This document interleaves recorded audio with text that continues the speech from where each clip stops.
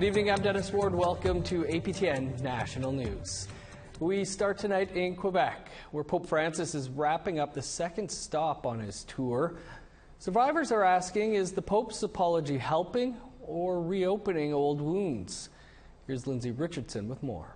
The masses gathering in Quebec wanted a second apology from the Pope, and within hours of his arrival, they got it. I express my deep shame and sorrow, and together with the bishops of this country, I renew my request for forgiveness for the wrong done by so many Christians to the Indigenous peoples. I beg forgiveness. But even before the Pope stepped up to speak, residential school survivors questioned his sincerity based on the wording of the first apology, where he said he was sorry about how many Christians supported a colonizing mentality. Sincèrement, que le pape allait s'excuser au nom de l'Église catholique, et c'est pas ce que j'ai entendu en allant blâmer les chrétiens, puis même, je sais pas c'est qui les chrétiens, c'est-tu moi, c'est-tu vous. Non, je suis très déçu comme ex-pensionnaire qui a fréquenté le pensionnat de Maliotenam. Non, je suis encore blessé. Prior to the visit, the AFNQL stressed the need for a redo of the apology. Regional Chief Ghislain Picard had his own ideas of how it would go. My, I guess, wildest thought, I was hoping for the Pope to just stay away from the protocol and toss his, written speech and speak from the heart. And I think that would probably speak volume. Inside Saint-Anne-de-Beaupré, residential school survivors came together for the Pope's Holy Mass. One of them, Marilyn Simon Ingram, was disappointed in the proceedings. It wasn't the way we pictured it. You know, the Pope is here, yes. I think the federal governments are here, yes. Provincial governments are here, yes. But the survivors are pushed away in certain areas, and it's no longer about the survivors anymore. It's not about the residential school, and the damages they done to us and our children. It's about them. Was it worth the fight for today? I mean, look around you right now. The majority of the survivors are the other side of the fence, are outside here, but they aren't inside the church. The apology is supposed to be a first step, and those gathered here have ideas for the next. Serene Fox certainly does. It says so on this banner she helped hold up. We need to talk about the doctrine of discovery and how it essentially makes Indigenous people not human, soulless, and therefore have no rights to our land, our ceremony, and our culture. And we know that's not true. So more than an apology, we need action, and part of that action is truth. The discussions are not over. Leaders will meet with bishops for a formal dinner tonight, and with it comes a list of formal requests. We're looking for information. First and foremost, we're looking for those school records. We're looking for access to information. We're looking to work closely with the local diocese. What I'm seeing in the messaging from the Pope is he's really setting the tone on how he expects the Conference of Canadian Catholic Bishops to work with Indigenous groups here in Canada. A delegation of First Nations leaders from Eastern Canada will provide an update on their meeting and requests before Pope Francis departs for Iqaluit on Friday. Lindsay Richardson, APTN National News, Quebec City. Meanwhile, calls to the National Residential School Crisis Line have spiked since the Pope arrived in Canada. A helpline supervisor says calls are at levels not seen since the discovery of suspected unmarked graves in Kamloops last year. If you need help, the National Indian Residential School Crisis Line is available. That number is 1-866-925-4419. With the Pope in Quebec City, there's only one more stop on his Canadian tour in Iqaluit. The Nunavut capital, home to over 7,000 people, will meet the pontiff tomorrow. Our Kent Driscoll met up with a Nunavut residential school survivor who will be meeting with the Pope. Even though he's been below the tree line, Pope Francis has had the opportunity to meet some Inuit on this Canadian tour. Tomorrow, he's going to meet a whole lot more. The pontiff will be at the Nakasuk School in Iqaluit for around 2 hours, a brief stop on his return to Rome. Jack Anawak is a survivor of the Chesterfield Inlet Nunavut Residential School and is a longtime supporter and lobbyist for other residential school survivors. With less than 24 hours to go, we wanted to know how Anawak is feeling. I feel good about it. I feel thankful that the Pope is coming here to address the concerns that we have been working on. No one really knows what to expect as far as turnout goes tomorrow. After all, a Pope has never visited Nunavut before. No one knows what to expect. Anawak has a hunch. I think there'll be an awful lot of people. But at the same time, they'll be all watching. If they're not here, they're all going to be watching the TV, because it's going to be live, I'm sure, across the land. And so what I'm hoping is that after however long he speaks after that, a lot of the people will feel lighter and move on their life forward positively, much more than has been in the past. The Pope has apologized at other stops on this tour with a mixed reception. Some Indigenous leadership says he hasn't gone far enough. Anawak is keeping his expectations manageable. And what I want to hear is a heartfelt apology, an apology from the heart, and at the same time hoping that whether it's the Catholic Church or the government will make sure arrangements are made for more healing funds to be dispersed amongst across the land, really. Well, this parking lot will be a lot more crowded tomorrow when Pope Francis takes the stage that you see behind me. Survivors have been flying into Iqaluit all week long, and the government of Nunavut announced all their employees in Iqaluit will have the day off starting at noon tomorrow so they can attend. So for now, we're just waiting. Ken Driscoll, APTN National News, Iqaluit. Thanks, Kent. Time for a quick break. Coming up, we've assembled a panel to break down the papal visit. Stick around. Welcome back. For more now on the papal visit, we're joined by Lorraine Seymour, a residential school survivor from Treaty 3 who was in Musqueam this week. Also joining us is Russ Dibo, a policy analyst and former candidate for national chief of the AFN, and Rachel Ann Snow, a lawyer, analyst, and advocate based in Morley, Alberta. Thank you all so much for being with us. Lorraine, let's start with you. You traveled to Musqueam to attend the papal visit there. Can you tell us how your experience was? Well, first of all, wasa magdajnikaz mekwanen dontem chikimisin donji mi gwechmagi bijaya nisndatum. So I'm from Treaty 3. I went to residential school in St. Mary's, and I traveled. I flew there, but a lot of my comrades or my fellow survivors took the bus.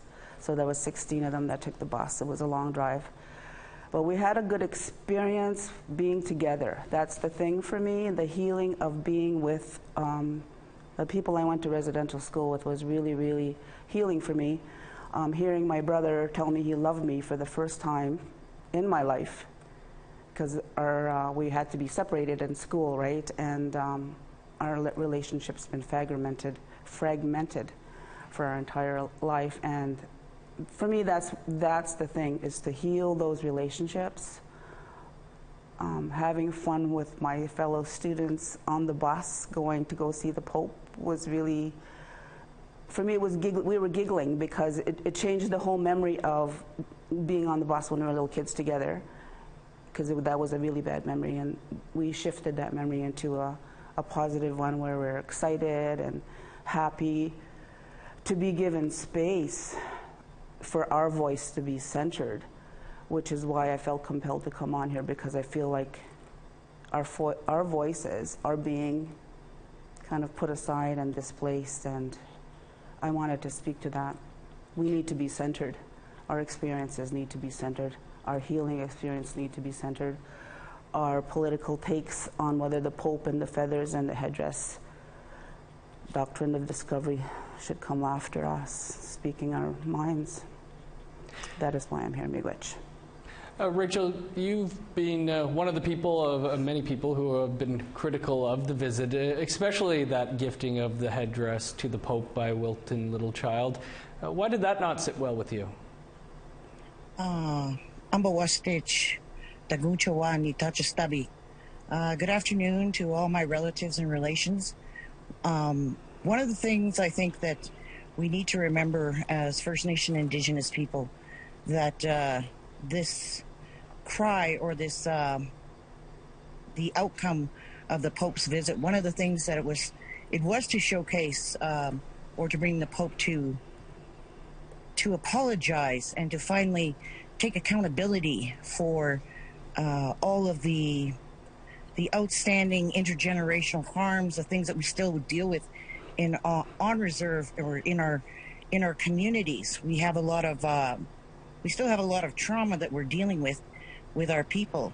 There were so many people on social media who mentioned this. I really like the way Isaac Murdoch put it. He was saying that we lost our connection to the land. And I agree. I think that is paramount to what happened to us in the residential school experience. My late dad was in the residential school. My mom was an American Indian. And my dad is Iahe Nakota. We are one of the Cheti Shagoi. We are one of the 7 council fires. We are the people who hold the Wiyaga Tishnaga or Wiyaga Tashna. That is the headdress. We are the ones who gifted that to other Plains people. I noticed in some of the mainstream media when they're doing presentations or when they're explaining this, they are not all of the tribes who were gifted this are not saying where the original place was that the headdress came from. And I think that's again, we talk about the responsibilities and we talk about what that means as an honor amongst our people, and especially because it's a sacred item. So I think that when you are giving that to a person ahead of the head of a Wasiju or a white man institution, you have to exercise some caution.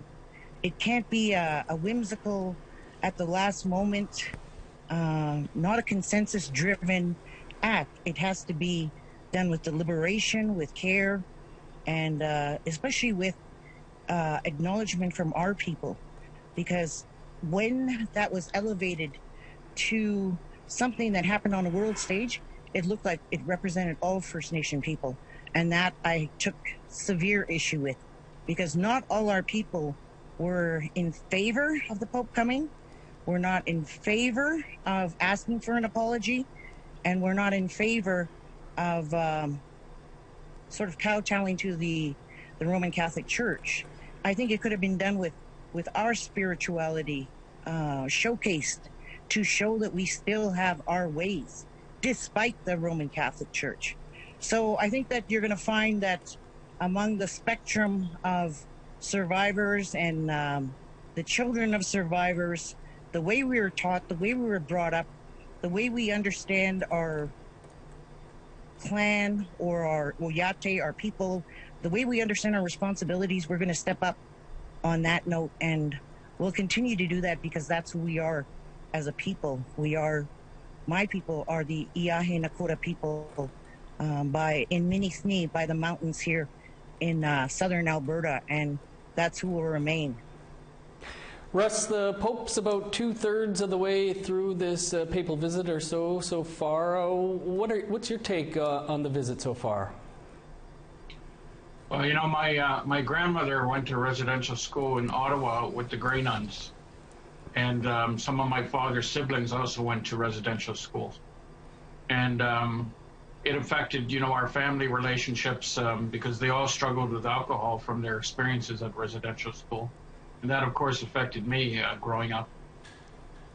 So I look at the role of the Catholic Church in that context because, you know, of course, Kahnawake was one of the places where the Jesuits came, you know, to do the, conversion into Catholicism. they've been there right from the contact when the Europeans first came to what's now Canada. The Catholic Church was there and has been involved long before the residential schools. So I look at it in that context. And I looked at the event in Muscatchis. I recognized that the federal government put in, I think, $35 million to make sure everybody was funded. The survivors were funded to go there to that organized event. And I recognized that the Pope's statement was accepted as an apology by many of the survivors. But I see it, as only the first action to start addressing the justice that needs to be done. And 2/3 into his trip, he hasn't really addressed the main issues. Although in Quebec City last night, he did start to talk about the church organizations. So he went beyond certain Christians, and he started to acknowledge the role of the church, at least local church institutions. But he didn't address the rampant sexual abuse or physical abuse, or in fact that thousands of children never even made it home from those residential schools. He didn't address the need to return the material culture that were taken under questionable means. He didn't address opening up the archives, to start addressing, the needs to start identifying, the children that were being taken in those residential schools. That needs to be done. There needs to be a process for that. He didn't give direction that the church is going to do that. The Vatican and the Canadian Council of Catholic Bishops. And most importantly, he didn't address the doctrine of discovery, or really it's the doctrine of domination, because that's what the papal bulls were. It was to say that Christian countries could go and dominate non-Christian peoples and take their lands. That's really what the papal bulls were. It wasn't just about land theft, but it was about subjugation of Indigenous peoples, under the Catholic Church and later their governments, right? The Christian countries. In Canada, the French and the English. So I see his visit as triggering. It triggered me. I'm still triggered by it all, because he's not taking responsibility, and he's not, setting out a process for, giving justice. We'll see what he does in Iqaluit. I understand he's meeting with different Indigenous groups tonight. Maybe something will come out of that. I don't know, but I'm not hopeful. But we'll see. I'm certainly not happy with his visit. I accept that the survivors have accepted his statement in Muscatchis and in Quebec City as an apology, but it's not justice, and I think that's where we need to go. And yeah, as you mentioned there, Russ, we know the Wellness Center saying they've been overwhelmed with calls during this visit. Great to speak with you all. I wish we could keep going, but the people in my ear are not going to give us much more time. So Lorraine, Russ, Rachel, appreciate you all taking some time here for us. All right. Yeah. Miigwech. Coming up after the break, an Indigenous filmmaker is helping train the next generation. Stay with us.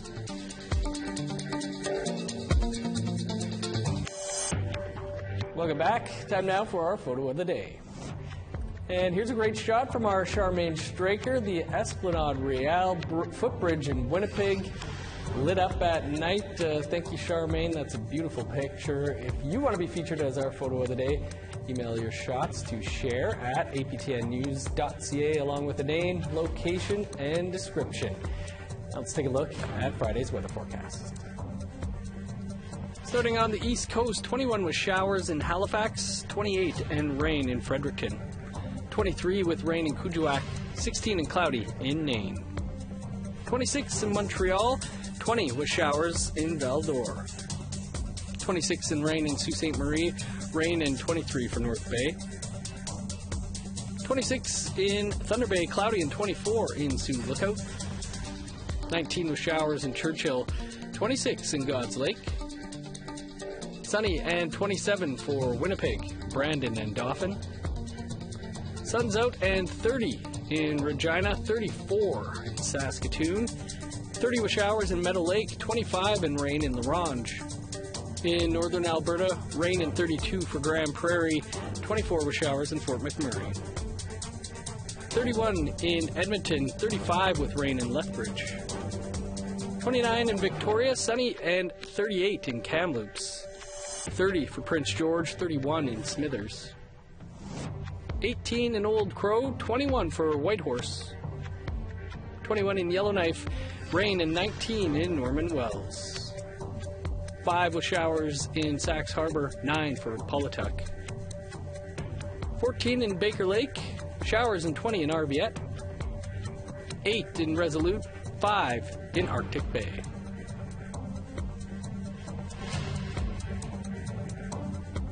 Canada's first Indigenous-led virtual production filmmaking program is set to launch in Vancouver this fall. The course will be free and has the goal of training 30 participants in a new technology being used on television and film sets. APTN's Lee Wilson has more. Loretta Todd is a filmmaker and founder of IM4 Lab, which aims to amplify Indigenous voices working in virtual reality or augmented reality.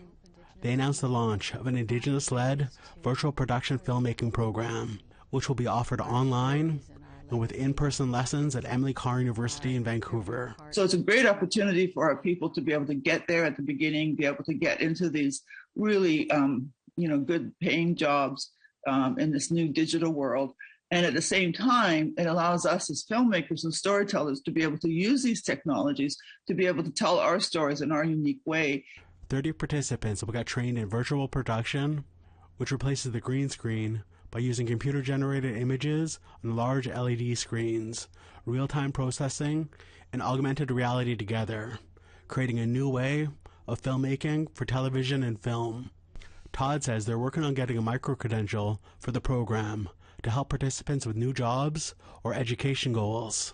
Take these micro-credential programs, and they can eventually all add up, to either a good job or going on to further education. So that's the other approach that we're working on right now. We have to ensure that micro-credential is provided to our participants. The program is possible thanks to a collaboration with Digital Supercluster, a nonprofit who helps Canadian businesses become digital leaders.